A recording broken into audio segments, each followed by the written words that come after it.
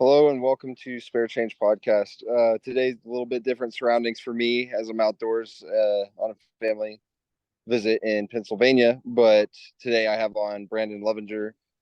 Brandon, I met you with the community of Mill MoneyCon, first iteration, back in April 2022, just as I was getting out of the military. Um, so, for those who are just meeting you, what would you like to let them know about your experience, your connection to the military and finance communities that we met each other through? And then we'll hop into some other topics. Yeah.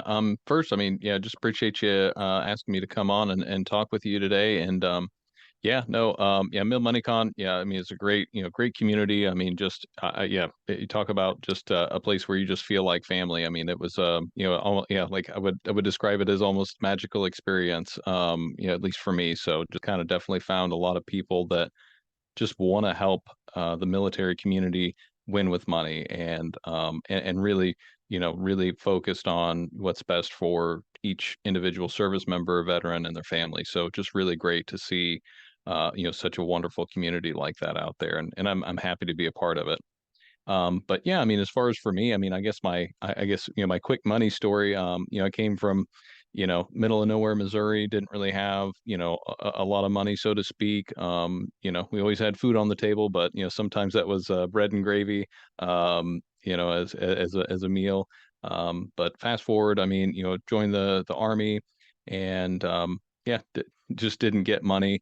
Was really bad with money for a long time, and then kind of I was sitting cold in a stinky tent in Afghanistan looking at bank statements and saw that I was going to be paying like $7,000 in interest on my truck loan. And I was just like, that's crazy. I've got to do something different. Like I could almost bought the truck that I had before in cash. So, long story short, just kind of figured it all out, different resources and stuff. And then, became debt free, and it's really made a huge impact for us and our family. And so I just want to help other people achieve some of the same successes that we have and not have to worry about money. We work too hard and do too important of work for people to have to worry about money too. So we should be able to live our life and feel financially secure.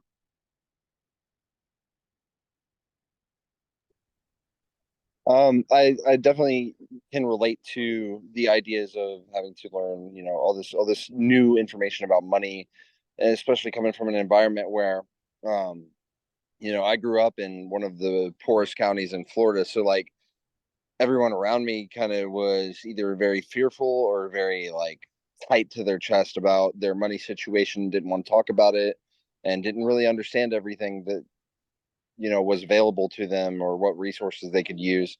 So I think this platform and the community that we found helps people kind of get a grasp on, what are the things that I can do to both help myself and help others in my community. And I know when I met you, it was kind of at a table we were discussing podcasts, and now I think we both come so far from that moment, in building a community around, all of this financial knowledge and all of the things that we're both doing to, engage and kind of start that money conversation amongst, whether it be enlisted community where, you know, you've got so many people who have volunteered to serve this country and now they're still struggling financially, whether it be to put food on the table or to pay a car note.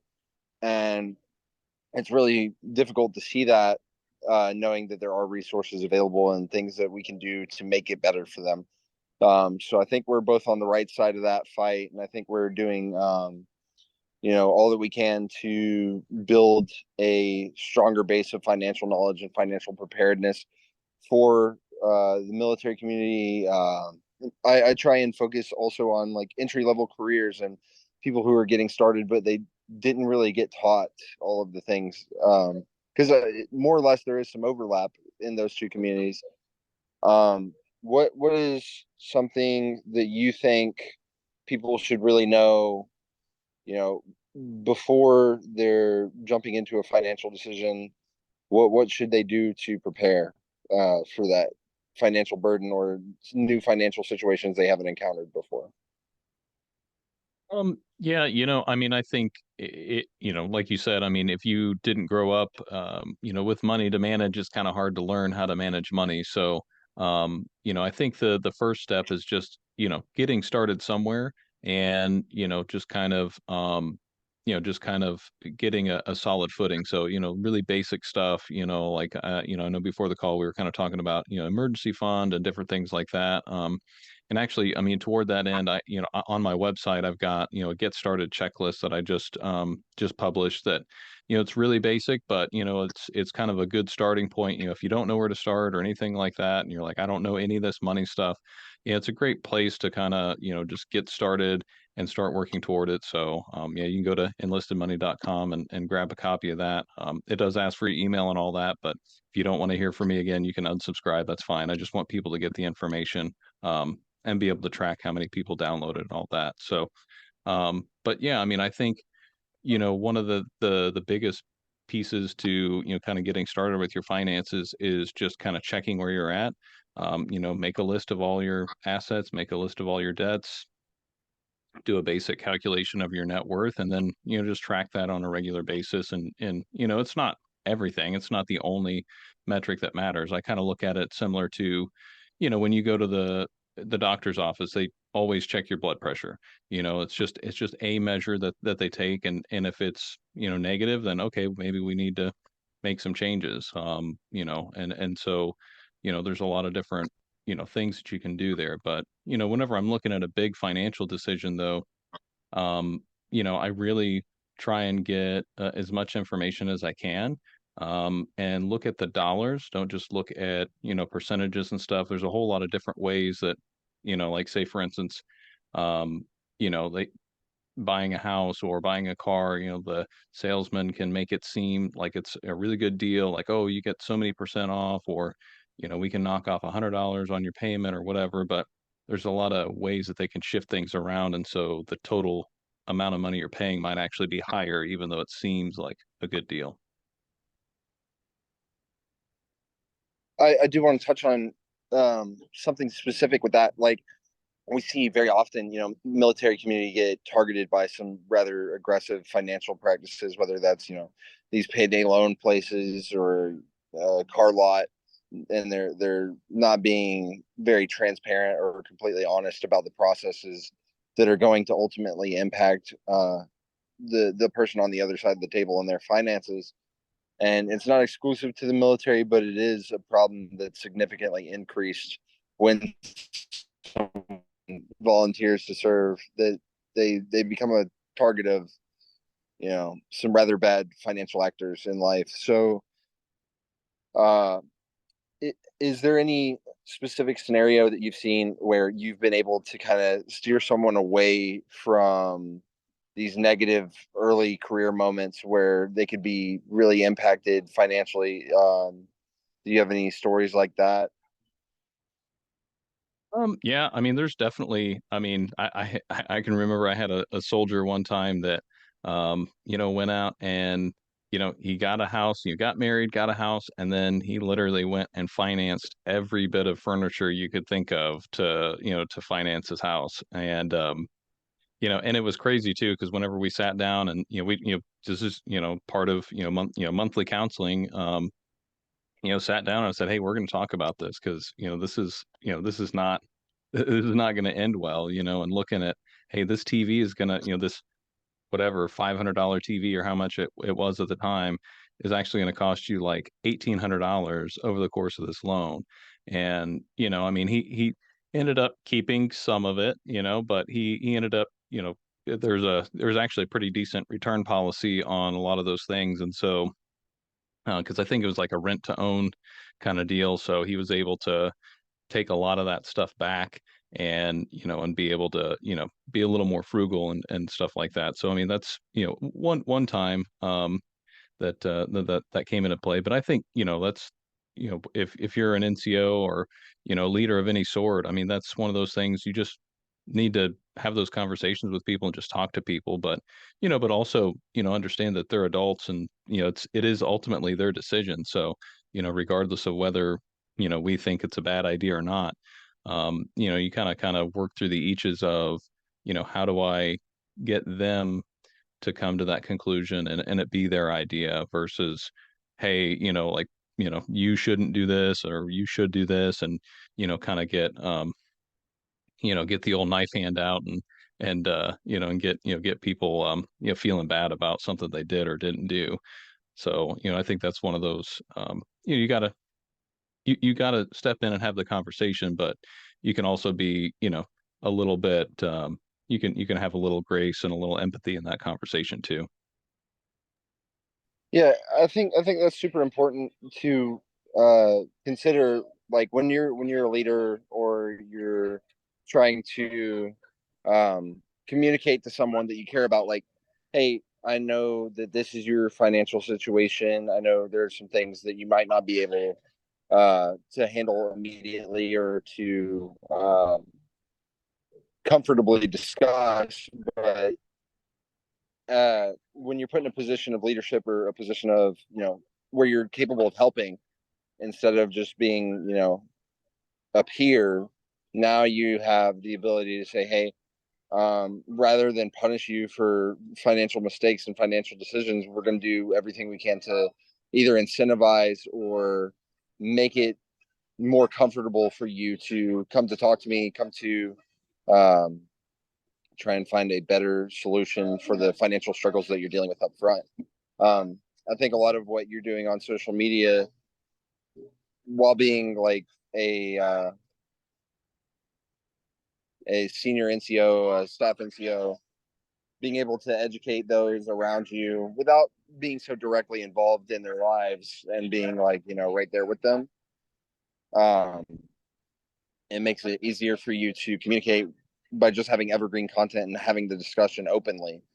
Um, do you see more junior enlisted and more people who would otherwise feel uncomfortable? Do you see more of them coming to you to answer financial questions that they have or talk through financial decisions that they're planning on making? Well, I mean, one thing that, has worked really well for me as far as at least at work, is just having some little hints or, what I kind of call bait, in my office, for people, so I keep, different books on the desk.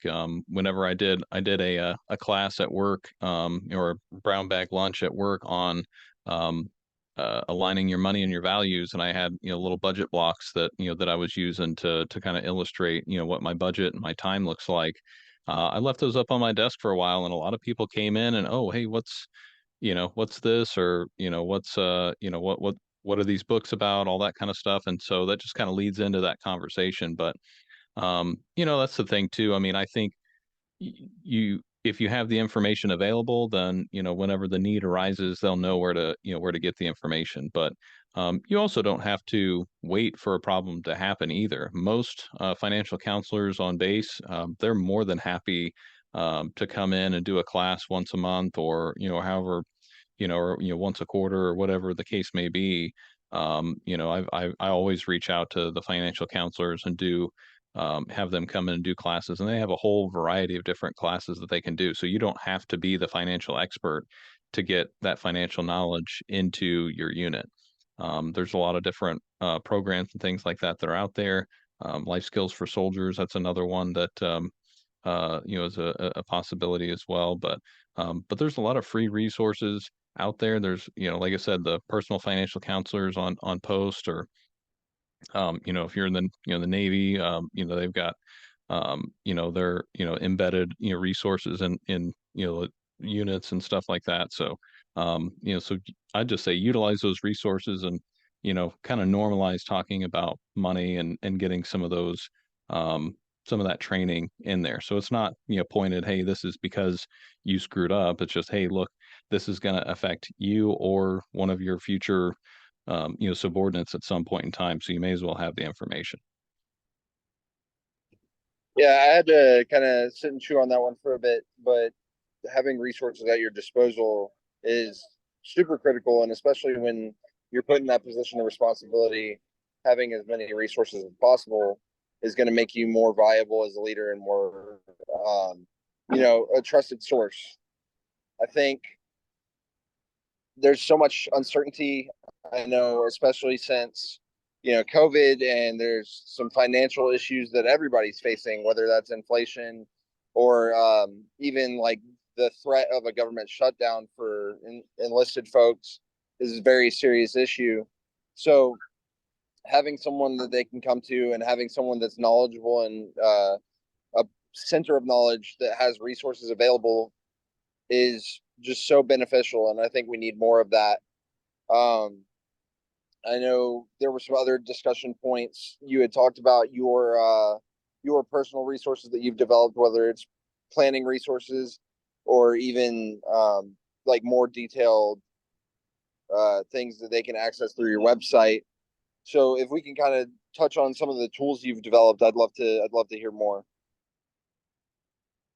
Yeah, I mean the main one that that I've got out now is just that get started checklist that I mentioned earlier. So, like I said, it's a free download.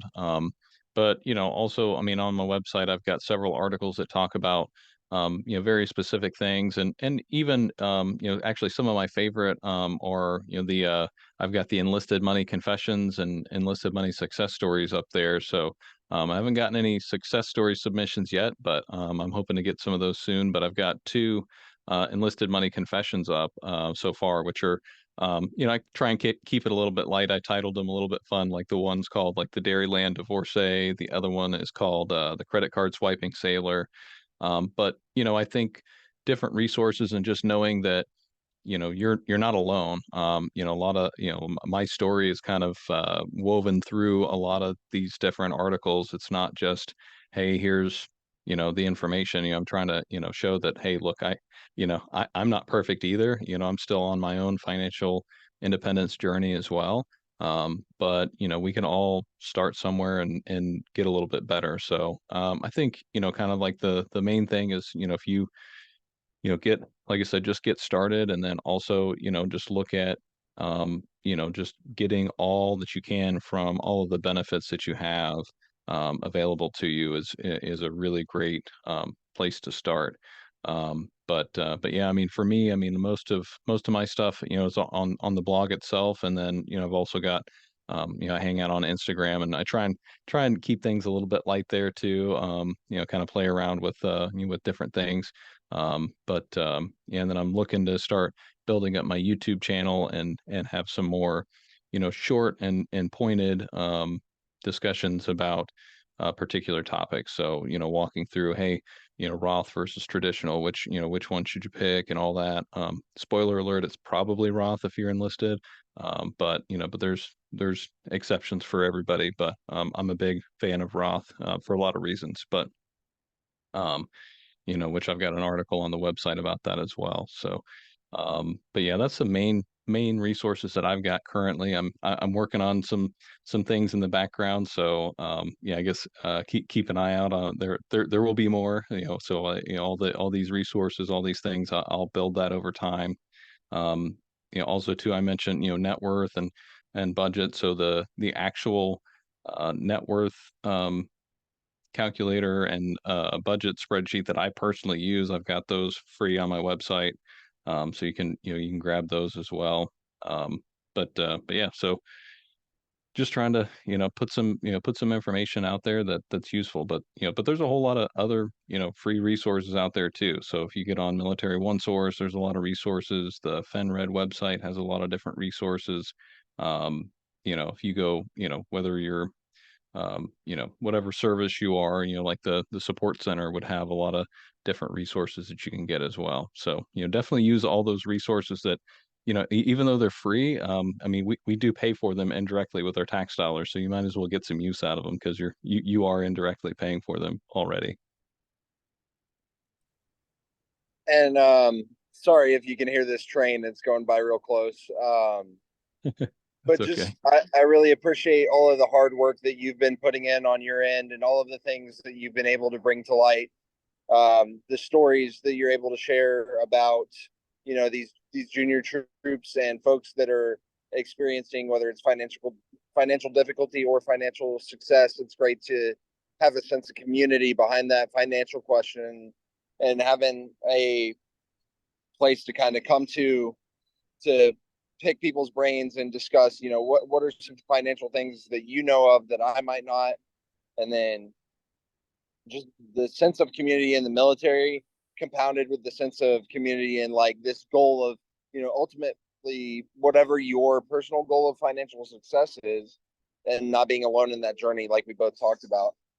um I also very highly appreciate you sharing your story and some of the things that you've been able to do to improve your financial situation. And I hope we have more discussions like this, because I've loved seeing your journey. Um, as far as the last bit of this conversation, what are some things that you're looking forward to doing, um, both content and personal goals? And what are some things that people can look forward to from you? And anything that's really like parting words. Yeah, I mean, I think, the number one thing that, that I would tell, anybody, no matter, where they're at, in their financial planning or in their financial journey is just to, just accept where you're at and then chart a path forward. So, regardless of where, how you got where you are, just, kind of forgive yourself for your past mistakes and, and then, start, charting a path forward and just start somewhere. So, um, and like I said, as far as resources and all that, so, you can go to my website, enlistedmoney.com. I try and get an article, or I'll not try. I publish an article every week, sometimes an extra one. And then also if you follow me on Instagram at Enlisted Money Guy, that's probably the other place to find me and try and have fun with it. So feel free to tag me and in any posts or whatever. If there's a financial question that somebody has out there, or whatever, tag me. I'll do my best to find an answer. Um, but yeah, I mean, just I think the biggest thing is, don't worry about what other people are doing. You're only in a competition with yourself, and all that matters is that you're working towards your own personal goals and doing the best you can with what you have. So no matter, where you're at, if you're enlisted or not, or, wherever you're at in life, you can end up in a better place. You just got to get started and let time do its thing. I definitely agree. And once again, Brandon, just thank you for your time and thank you for coming to discuss on the podcast all of the things that you've been up to and the things that you think um, you'll have to discuss in the future, whether it's government shutdown or other financial situations where it's important to have a place to speak about this, because I mean I know a lot of people are having their own personal questions. But I appreciate you coming on, and I look forward to talking to you in the future. But I think we discussed a lot that was very beneficial. Thanks for having me on.